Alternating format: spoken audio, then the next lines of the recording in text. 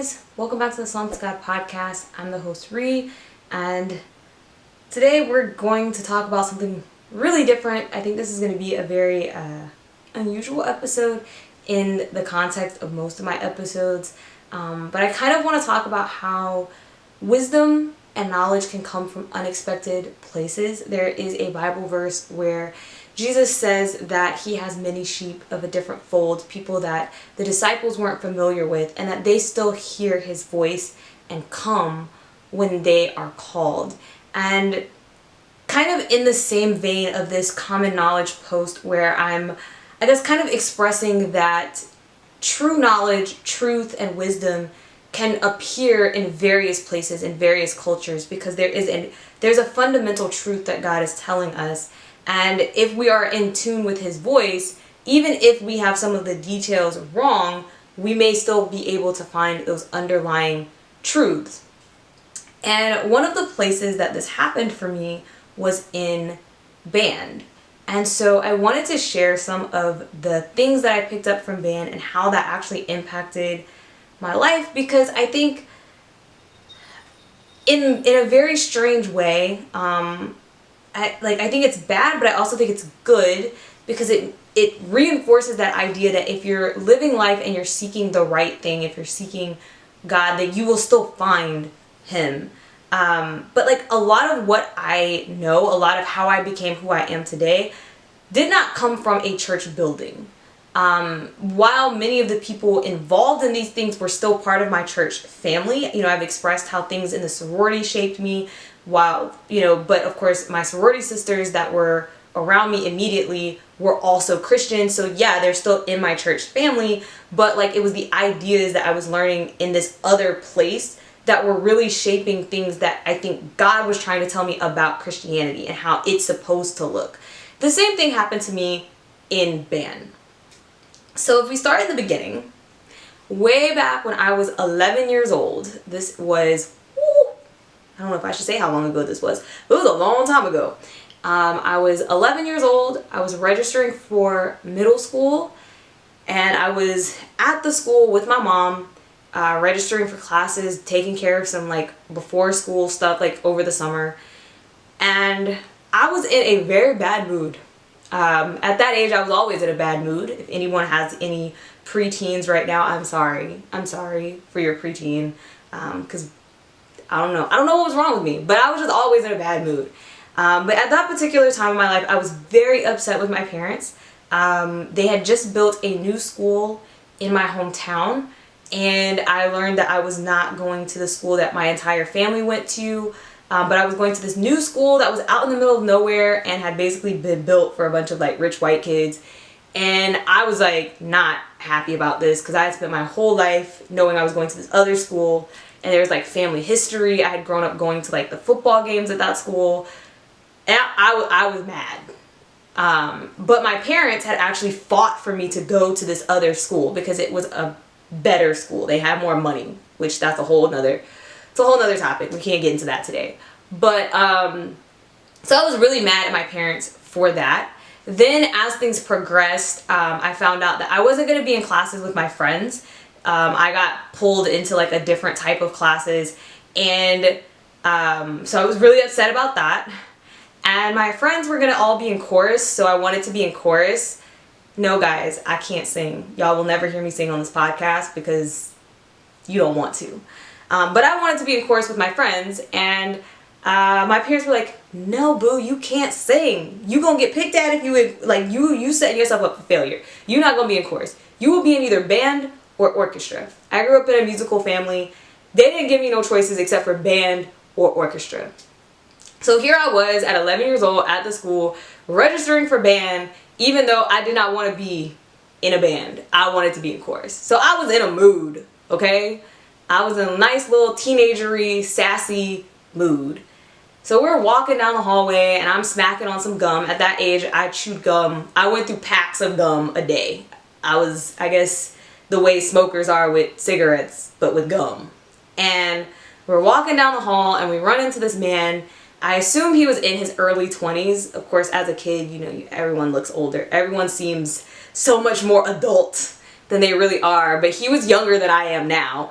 He was like fresh out of college, and he introduces himself, and he ended up being the band director for the middle school.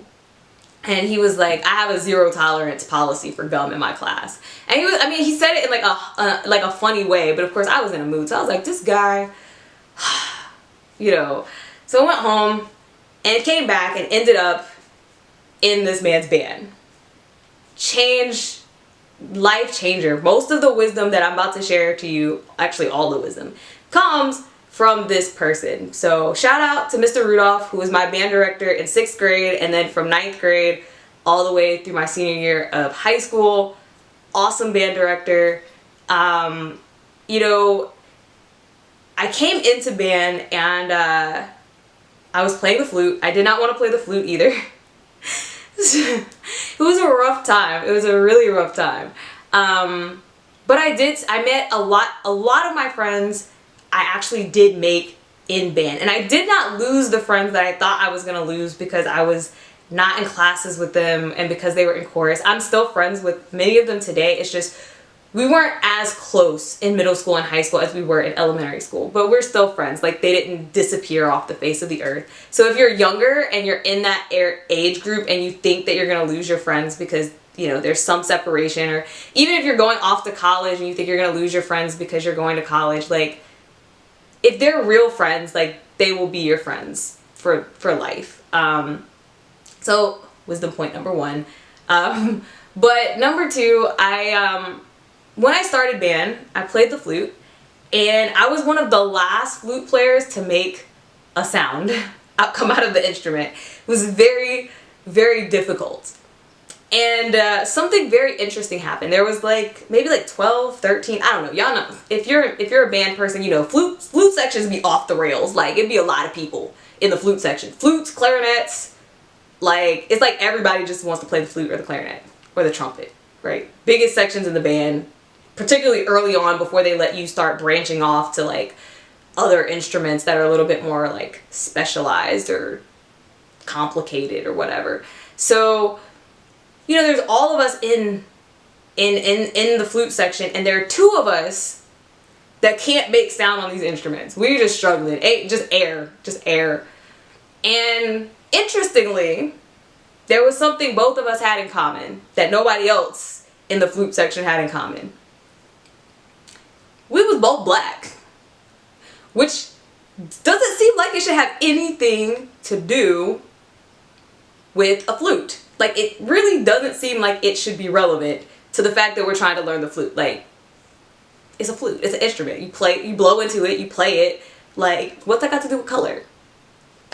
So my band director is looking at us, and he's just, you know, he doesn't say any of this out loud, right? But he's just kind of looking at us, and he's like, I wonder why, you know, these 2 are having trouble. And I'm pretty sure, knowing how I was at like in my early 20s, because he had to be like 22, 23 years old.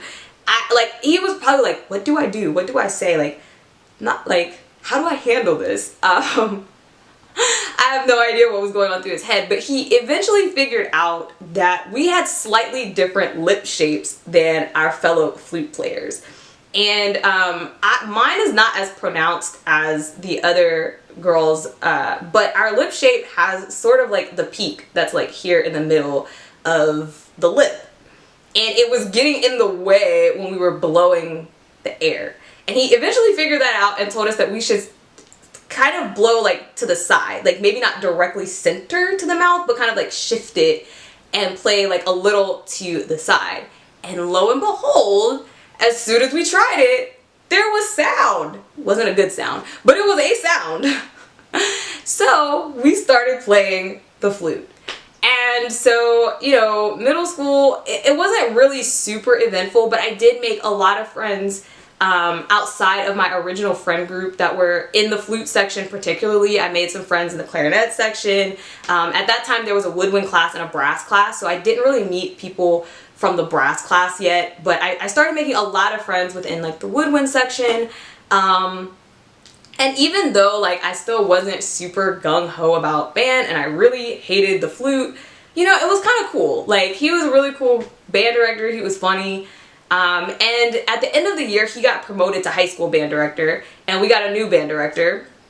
We're not going to talk about that time because some interesting things happened during that time. We're not going to get into that. But that band director did give me one piece of wisdom. It's an interesting thing. You have to be careful in applying it. But he used to always say, when in doubt, leave it out. Now, granted, I'm not really sure I agreed with him in the context of what he was saying, or why he said it. It was kind of like people were messing up parts of the song, and he's like, if you can't play it, don't play it, just leave it out. And so, like, in a way, that's kind of like horrible advice. Like, no, if you can't play it, go learn how to play it and come back and play it. But from a general standpoint, like, just the slogan, when in doubt, leave it out, from like a speech perspective, like, you know, if I'm in doubt about what I'm saying, whether I'm in doubt about whether it's true, like I'm not 100% sure this actually happened, whether I'm in doubt about, you know, how you're going to feel about it, or how it's going to make a person feel, whether I'm in doubt about if I should say it, just like all those things, like, then don't say it, leave it out, don't do it, right? Like, same thing about, like, you know, actions. Like, if you have a doubt about like how your action is going to come off or how it's going to be received, maybe just don't do that, right? So in a sense, it actually is a great piece of advice, but like I said, in the context that he was actually giving it, I'm not sure I would have agreed. I probably would have went about it a different way. But those were some interesting years. Didn't really help my perception of me being in band, but I was there because my parents said I had to be. Okay, so we're gonna flash forward to 9th grade, where I ran back into this band director, and I started marching band. Now, marching band, if done right, will make you question your sanity.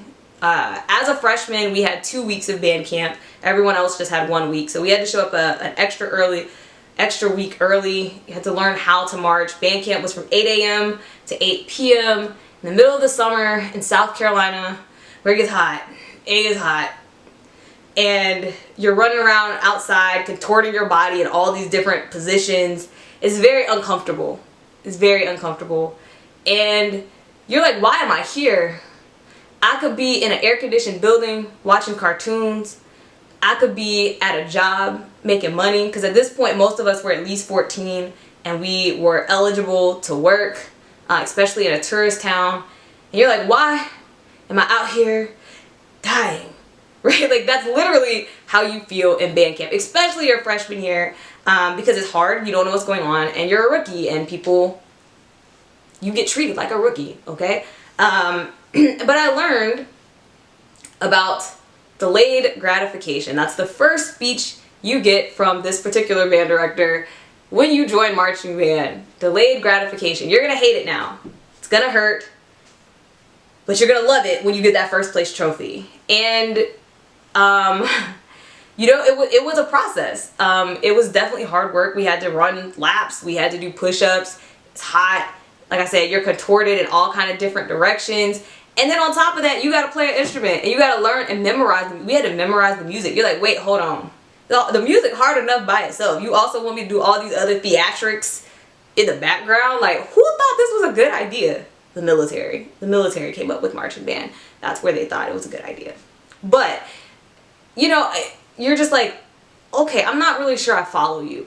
But like, by the end of the season, when we were getting first place, we were racking up first place trophies and everything, first place in everything, you know, and you're getting like grand champions at a competition, and you're getting rated like superior and things like that. Like, there is no other feeling than that. I don't think it was my freshman year, but one year we actually got a trophy that was taller than our shortest band member.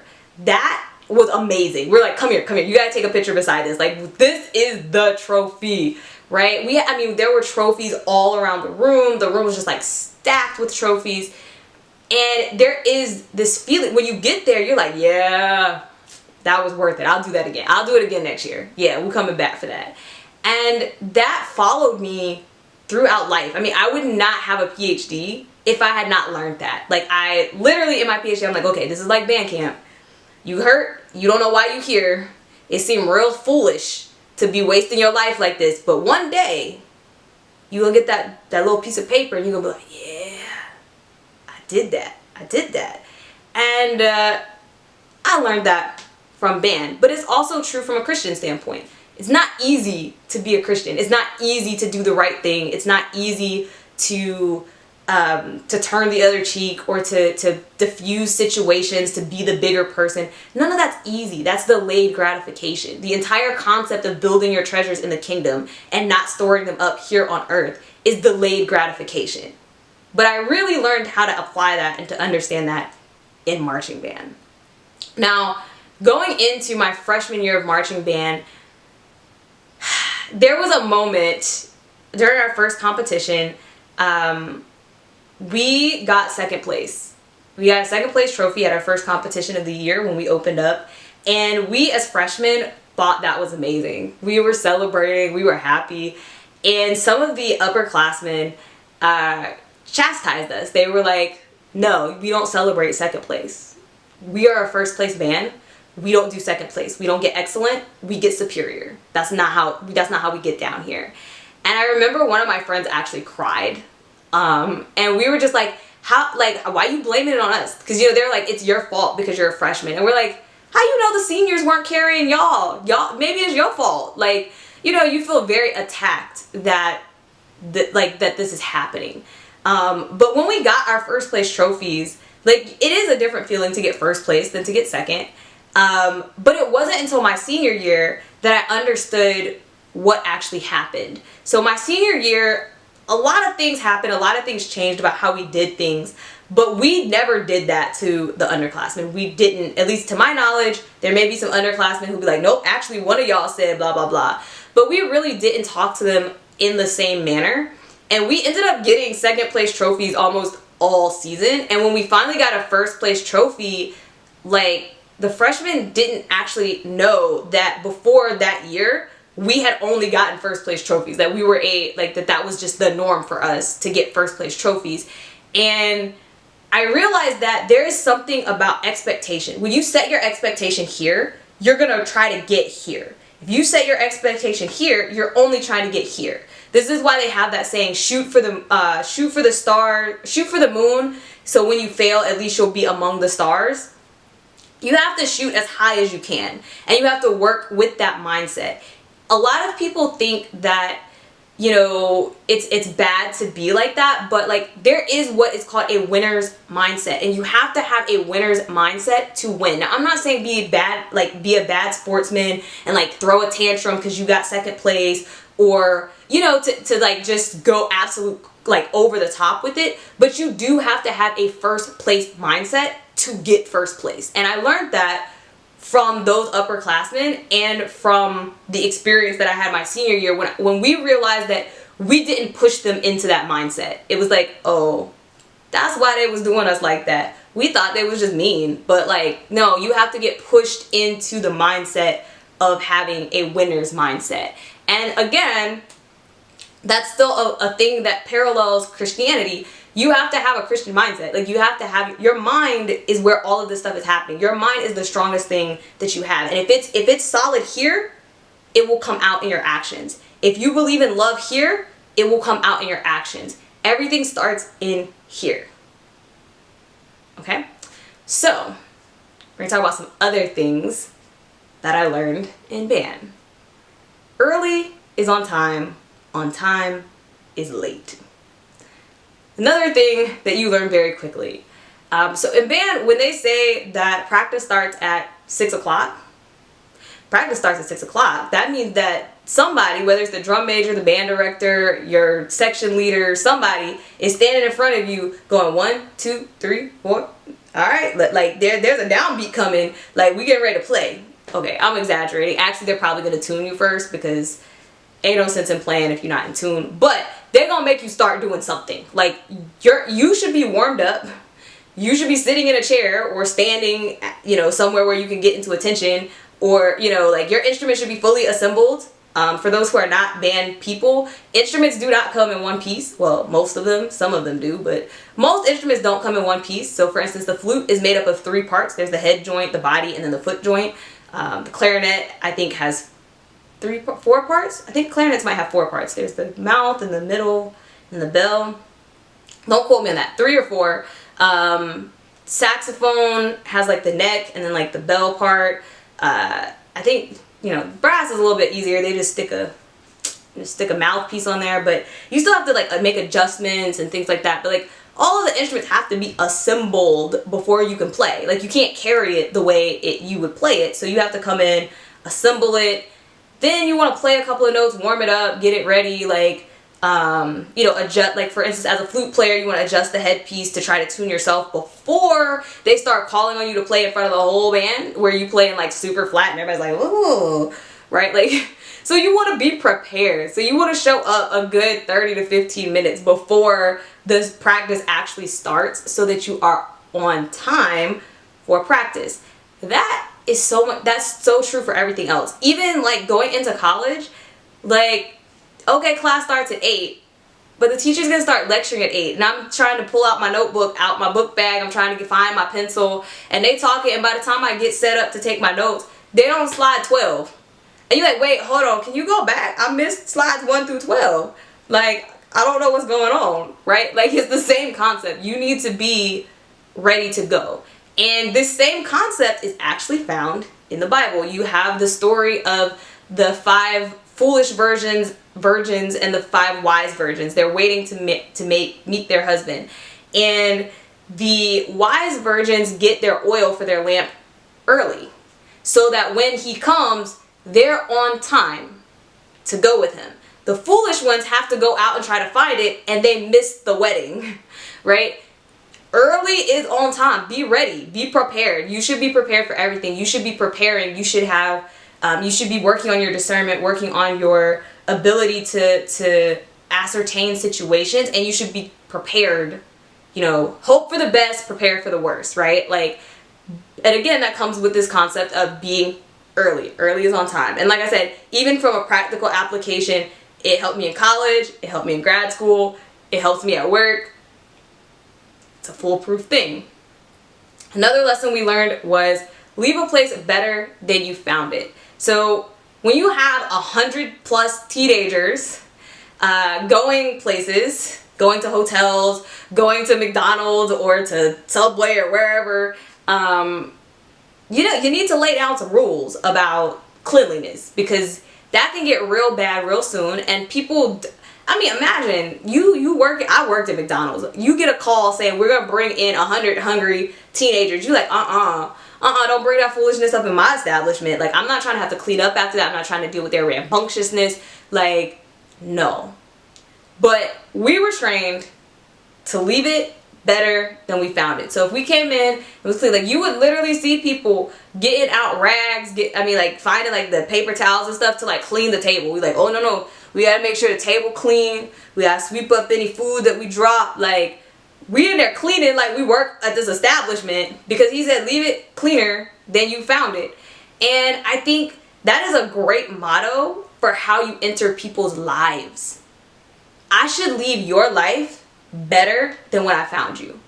Now, I don't mean that in a arrogant, narcissistic way, but what I mean is I should bring something of value to you. Every interaction I have with a person should leave them feeling better than they felt when I met them. What I mean is, like, even if I meet a stranger who's passing by, whatever I do should be something that could leave their life better. So if that's a smile, if that's a wave, if that's a compliment, those are the types of actions that should dictate my behavior in life. If I, and that goes beyond like interactions, social interactions, that also goes into what I do. Anything that I do, if I work for this company, I should leave this company better than it was when I found it. If I am volunteering for something, I should leave this volunteer program better than I found it. The sorority, this was also echoed in my sorority. You should elevate the status of the sorority. It should become so great that you would have trouble getting into it if you had tried back then, like in terms of like growth, right? You should always be improving and evolving and making things better than you found it. And so that was definitely a thing that stuck with me and that really resonated with me going forward in my life. Now, before I share this last lesson that I learned, Is it my last lesson? Did I go through all of them? I don't know if I've gone through all of them. But before I share this last one that's on my mind at the moment, I want to take a break to talk about how this changed me at the time that I was in band. Because I'm talking about revelations that, like, how I see it has played out in my life. And a lot of that's coming with, like, hindsight, right? Like, not necessarily that I knew it at the moment, that I knew that it was going to have that effect or that profoundness. But one thing a lot of people don't know about me, particularly because I have a PhD and I was a nerd and a bit of an overachiever in school, people think that I liked school. A lot of people think that I was a nerd because I liked school. I like to learn, that is true. And I like things that are typically considered nerdy, like I like to read, I like math, like those things are considered nerdy, which is why I don't reject the label of nerd. However, I hated school. In particular, I hated my school. I hated my middle school. I told you guys that. But I also hated the high school. I did not want to be there. I did not want to go to that school. Ever. And that did not change the entire duration of 6 to 12. I did not want to be there. I spent the entire time waiting till I could go somewhere else. And I had actually made a deal with my parents that when I got 16 and I got my license, they would help me try to transfer to another school if that's what I still wanted. So I was living my life like, when I turn 16, I'm out of this place. I'm going somewhere else. Bye. Right? Like, that's how I felt about it. And one of the things that was evident in that is that if I could not be there, I wasn't there. Me and my dad had an understanding. My mom was in on this understanding. The school district that I grew up in gave you 5 days a semester that could be unexcused, right? 5 days that you could miss. So I missed all 5 of those. The rules were, as long as I wasn't skipping a test, as long as I wasn't avoiding turning in an assignment, as long as it wasn't messing up my performance in the class, then I was allowed to wake up and be like, I don't want to go to school today. And my dad would be like, do you still have a day? Yep. Is there a test today? Nope. Is something due today? Nope. All right, fine. I'll see you when I got from work. And I would stay home. Now, that's the unexcused days, right? That meant that I could just wake up and say, I don't want to be there. But there's also things you can get excuses for, right? So if I didn't feel well, we play this all the way out. I'm sick. I am dying. I am not going to school. Now, I have very severe female issues, okay? I have literally passed out during that time of the month. In high school, I would pass out. So it wasn't like, oh, I'm always faking it. Sometimes I was literally dying. But there were times where it wasn't that bad. But because I had a history of fainting, of vomiting, of passing out, and things like that during that time of the month, the nurse basically gave me a freestanding excuse. So all I had to do was go to the nurse and say, it's that time of the month, I don't feel well, and she would just excuse me for the rest of the day. So no matter what, whether it was one of those times where I really was passing out, or whether I was just, it's just that time of the month and I can claim that I'm gonna pass out, I was going to the nurse and be like, I don't feel well. I want to leave. So I would leave, okay? So that's once a month that I also would miss, in addition to my 5 days that I automatically got out. And when I got into high school, I was finding other ways. Like, for instance, I was in this thing called Leadership Conway. It's a leadership program, and it's for training you to be a leader. That's cool, but you miss school to go to it. So I was like, yeah, sign me up. Let's do it. So I got to miss time for that as well, on top of these other days that I was also throwing in there. And to give you a glimpse at how I was able to milk the system to get out of school, my senior year, the last semester, not the whole year, the last semester of my senior year, I missed 14 days. And I still did not tip over the amount that would cause me to cause them to automatically fail me from school or from the classes. That's how much I was stressed. And my teacher was just like, you're never here. Like, what are you doing? And this was all just because I did not want to be there. But interestingly, now, that was a spring semester. If you were to be able to go back and get my records, you would find me missing 0 days in the fall semester. There's a stark difference between the fall and the spring. The fall was when marching band was. So we had marching band practice Monday, Tuesday, Thursday.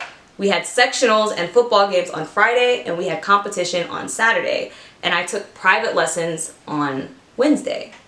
Now, also, part of the thing is, if you don't go to school, obviously you can't go to practice. If you're not at school on Friday, you can't play at the game, and you can't do the competition on Saturday. And for my parents, if I didn't go to school on Wednesday, then I couldn't go to my lesson on Wednesday afternoon. So I went to school because I wanted to go to band. I was literally just showing up to that building so that I could go to band. And that is really the only reason I was in school. I'm not really sure what would have happened if I had not found band. Like, if I had not made friends in band, if I didn't enjoy band, I'm not sure I would have graduated. Like, it sounds crazy because it's like, you have a whole PhD, like you were really smart, and it's like, yeah, but like, that was my motivation to show up. Like, I really did not care about any of the other stuff. Like, I was just like, yeah, I'm showing up because 4th period is band, so I gotta make it through this English class, and I gotta make it through the science class. And I'm not gonna lie, I like my math teachers. This is also how I ended up in the sciences, because I really liked my math teachers, and I liked math. So math and band, like, I'm really showing up because I know that these 2 classes are going to carry me through the day. And I became mildly obsessed with band. Like, I ended up joining a youth orchestra for a little while, and like, I probably was playing my instrument a good 10 hours a day at like peak band, because I would go and do practice, I would go home, I would practice some more at home. Like, music was everything. And in a sense, that kind of, like, that feeling of that being kind of like a central part of your life, again, that's still something that I found as I've grown in my relationship with Christ. As Christ becomes that center point, it makes everything else bearable, right? When you actually experience the love of God, and you have that faith, and you get that peace, all of these other things that are coming and going that irk you, that disturb you, you learn to bear with them. You learn to deal with them. You learn to find what you can live with and like accept those things, and you have your prize, if that makes any sense. And I did want to share that because it also translates into Christianity, but it also explains why it was such a big deal for me at the time that I was, in band. I did think of one other thing that I wanted to share in addition to the one that I said was the last one. But so our band was nicknamed the Mafia when we were there. I don't know if our band director knows that, but I do definitely remember other people at my school calling us the Mafia because we rolled deep. And there are a couple of instances that I remember specifically that are probably how we got this name. So I remember being a freshman. There was poor city planning for my high school, so there was more students than there was space inside the school. And so what would happen is if you came late to lunch or whatever, like, there was a high probability, like, literally we would wait in line for like 20 minutes. It's a 30-minute lunch, guys. 20 minutes you're in line trying to get food because there's so many kids trying to get food. And then when you get your food, there is nowhere to sit, but you're not allowed to leave the cafeteria. What? Education system in the United States, guys. So you're coming out and you're like, I don't know where I'm gonna sit. So like, we had found like this little place to sit, and there were some upperclassmen hassling some of the other people that are in band. We were all freshmen, and they were like hassling some of the people. I think they were trying to take their seat or something. And the upperclassmen from band showed up. Like, they literally got up, walked up, and was like, is there a problem? What's going on? What you doing? Right? And it was like one of those things where it's like, no, you're not gonna bully another band person. Like, we're a band family. If you got a problem, like, you go deal with all of us. And like, I remember other people coming. Like, it ended up like, I mean, it wasn't like, oh, like 100, all 100 of us, because we all had different lunches and things like that. But it was a good, like, at least 5 to 10 of the band kids, like the older band kids, standing there like, leave them alone. Like, go somewhere. Let them sit, let them eat, blah, blah, blah. And so it was like, yo, that's cool. They got our backs, even though we're freshmen, even though they, like, we know when we get to band practice in 5 minutes, they're going to be yelling at us and telling us how we suck and how it's our fault that we lost competition. But in front of all these other people, we're cool. I like it. I like it. You know, like, there was this, like, unity there, that, again, I feel like, again, something that you learn in sorority, something that should exist in Christianity, this unity of sticking together and sticking by each other, not letting people bully people, you know, being ready to come to people's aid and to their defense when you see them in distress or you see a problem happening. Other things, like, I remember there was someone who wanted to be on homecoming court, and they told us, they were like, we want to be on homecoming court, and we're like, all right, done. Right? And so we got this person on homecoming court, and I remember the popular girls were like talking about it, and they were just like, how did she get on, you know, the homecoming court? And we're like, because she's in band and we got her back. Y'all probably got like 1-2 votes each, because let's be real, in high school people be winning stuff with like 3 votes because the whole school voted for somebody different. But we like, she got all the votes for the class in band. Everyone in band in that class is voting for her because she said she wanted it, and we gonna give it to her. And our drum major was actually on the senior homecoming court. Cause like, we have like class courts, which are a little, I guess, less popular. That's what we were getting her into. But like, our band director was on like the actual homecoming court for like becoming homecoming queen. I don't remember if she won homecoming queen or not, but like, we like, nah, you want in? We got you. We voting for you. Just let us know. We're doing it. And in that, we had like, we had what we called secret envelope number 1, secret envelope number 2. What would happen is you would find out that people needed things, and we would raise money for those things. And sometimes it wasn't necessarily need. It was like, oh, you know, this person, like the band director's birthday is coming up, we're gonna buy balloons. Secret envelope number 2 is for the band director's balloons. You can put your donations in there, and they would sit in the front of the classroom.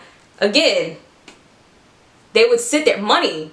No one's stealing this. No one's taking it, right? And everyone, if you knew, you knew, right? Like, and they would just, it was just known. Secret envelope number 1, secret envelope number 2, secret envelope number 3. It could be because somebody's family is going through something and we want to get them something, or we actually ended up paying for a trip for somebody because they had experienced a death in their family recently, and we're like, we want to make sure that they can still go. We had someone who, I don't actually know if this was like a monetary need, like they didn't have the money, but they had poor reeds. There's, oh goodness, now I'm old because I can't remember, but there's a brand of reeds that's like notoriously sucks for clarinets, and this person was playing on those reeds and it sounded horrible. So we raised money to buy them a brand new set of good reeds, quality reeds. You know, just like little things like that, we would, you know, we'd raise money. We raised money to get a cake for somebody's birthday. We always got the band director a cake. Somebody would figure out how to play happy birthday on their instrument, and, you know, we would go for it. So that was one of those things that always brought us together, and like, we stuck together. Like it was like it was kind of like the mafia, except we weren't killing people, right? There was no illegal activities going on. But like, in terms of, you know, like, there's like a code, there's a tightness, there's a unity that can't be breached. That was definitely there. Now, to the last thing that I actually had in mind that I was going to say, the final lesson that I learned was about understanding perspective and putting yourself in other people's shoes. So one year, I think this was my junior year, somebody from the low brass section went into the band closet where they have all the music and picked out this song and was like, we should play this. And they brought it up, and it's called Mask. and it is very low brass heavy. It was the first song that we tried where low brass has the melody and woodwinds are playing half notes and whole notes. And the woodwind section was like, this blows. I hate this song. We should not play this. This sucks. I hate this. They're crazy. Like, no, we're not doing this. We did not want to play that song. And it was so boring. It was like when we first got that song out, it was so boring. But we did end up playing the song. And I learned so much about life from that experience. So the low brass never got to shine in band. Like, low brass is what makes a band a band. Like, if you don't have a low brass section, you don't have a band. I'm saying that even as a woodwind player. Like, that's what gives you your bass. That's what holds the band together. That's what gives you your beat that makes the song pop. I mean, that's why you have, like, DCI, right? Like, they really don't have woodwinds at all, and it's still fine. But in traditional band settings, woodwinds get the spotlight. We have the melody, we have the flowing parts, we have the exciting things, and they're back there just bomp, bomp, bomp. And I feel bad. Like, y'all be holding it down, but it's boring to play. I learned that. It's boring to play. I get it. And when we did this song, it was basically a role reversal. So the low brass gets the melody, they get to shine, they get to be in the spotlight, and now the woodwinds are taking on the role that the low brass usually takes. And in doing so, we basically walked a mile in their shoes. I now understand why they always rush in the doggone song. Like, because it's boring to play a whole note, it's boring to play half notes, and that's why y'all keep pushing the beat up, like, because you're trying to speed up whatever it is you're playing, because it's boring. So I started to understand, oh, guys, that's why y'all always rush in the song, right? And they understood why we always get upset at them rushing the song, because 30-second notes, we need you to take that whole half note and that whole note. Like, you can't be making it shorter because it's already short for us, right? Like, you making our notes shorter, right? And so they were like, y'all, stop rushing. Like,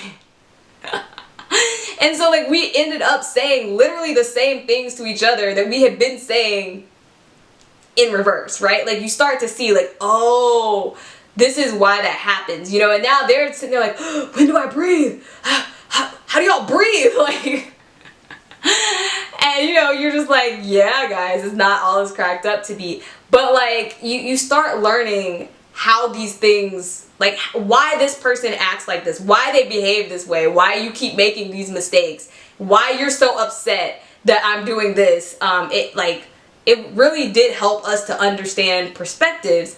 And the song actually is a fire song. Like, I have this song on my iPod to this day. I still listen to it because it's a bomb song. I was like, yo, this song actually goes hard. Like, I like it. I hated playing it, but I actually really like the song, and it turned out, like, really well. Definitely one of my favorite songs that we played throughout the time that I was in band, but it was just different than what we were used to, and so it was met with apprehension.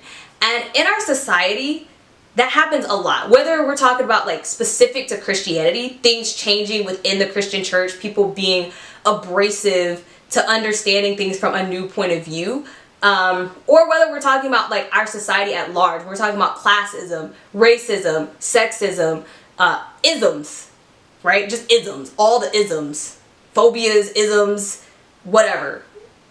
Differences between people. If you can get to the point that you can see things from their point of view, you start to realize that there is validity in what they're saying. And there may be validity in what you're saying as well.